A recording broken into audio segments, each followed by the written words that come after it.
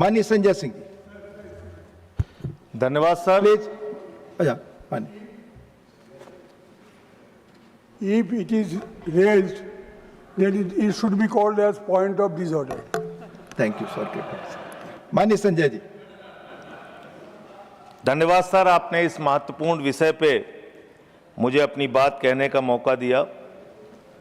मान्यवर, वंदे मातरम का अपमान बिल्कुल नहीं होना चाहिए, ये हमारी पार्टी का भी मानना है।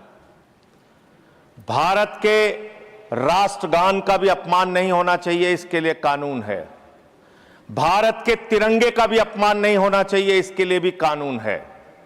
लेकिन मुझे बहुत हंसी आती है कि वो पार्टी इस बिल को लेकर आ रही है जिसने 52 साल तक, मान्यवर 52 साल तक आरएसएस के मुख्यालय पर भारत का तिरंगा नहीं फहराया गया। भारत के तिरंगे का अपमान किया इन लोगों ने। जानते हैं सदन की परंपरा मुझे अपनी बात करने दीजिए, प्लीज। मैं अपनी बात कहने दीजिए। आप कहिए, लेकिन आप वही बात कह सकते हैं जो सदन की परंपरा। प्लीज। हेडगेवार जी की एक चिट्ठी पढ़ना चाहता हूं। प्लीज सर, ये डॉक्यूमेंटेड चीज कैसे नहीं पढ़ने देंगे?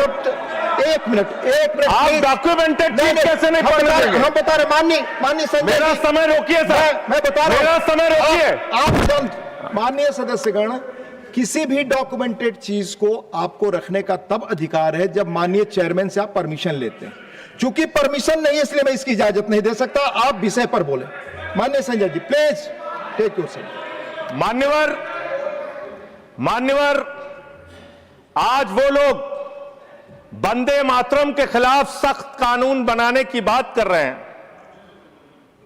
एक पत्रिका है ऑर्गेनाइजर 1949 में, जिसने लिखा राष्ट्रगान आइटम ऑफ इंटरटेनमेंट है।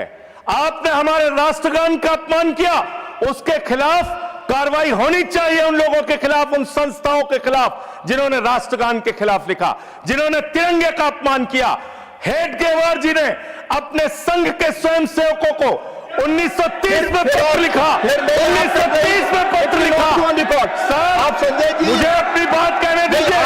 ये दबाने का काम नहीं चलेगा, ये दबाने का काम नहीं चलेगा। आप मेरा समय ले रहे हैं, आप मेरा समय ले रहे हैं सर। मैं नहीं ले रहा हूं, आप मेरा समय ले रहे हैं, आप मेरा समय ले रहे हैं। नो, मुझे अलाउ कीजिए, मैं अपनी बात पर समय लेता हूं। नष्ट कर रहे हैं सर, मेरा इनसे बड़ी विनम्रता पूर्वक सवाल है, संघ की शाखाओं में आप तिरंगा क्यों नहीं फहराते? आप क्यों नहीं फहराते? जो आप वंदे मातरम की बात कर रहे हैं, जो ऑर्गेनाइजेशन वंदे मातरम हम भी लगाते हैं। नहीं बोलते, सुन लीजिए, खत्म कर रहा हूं सर। हाँ बोलिए। वंदे मातरम हम भी लगाते हैं।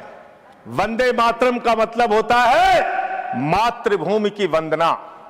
भारत माता की जय हम लगाते हैं, मतलब होता है भारत माता की जय। पूरी दुनिया में हम अपनी भारत माता की जय जयकार करते हैं। आप उन भारत माता की बेटियों के सर तोड़ते हैं दिल्ली में,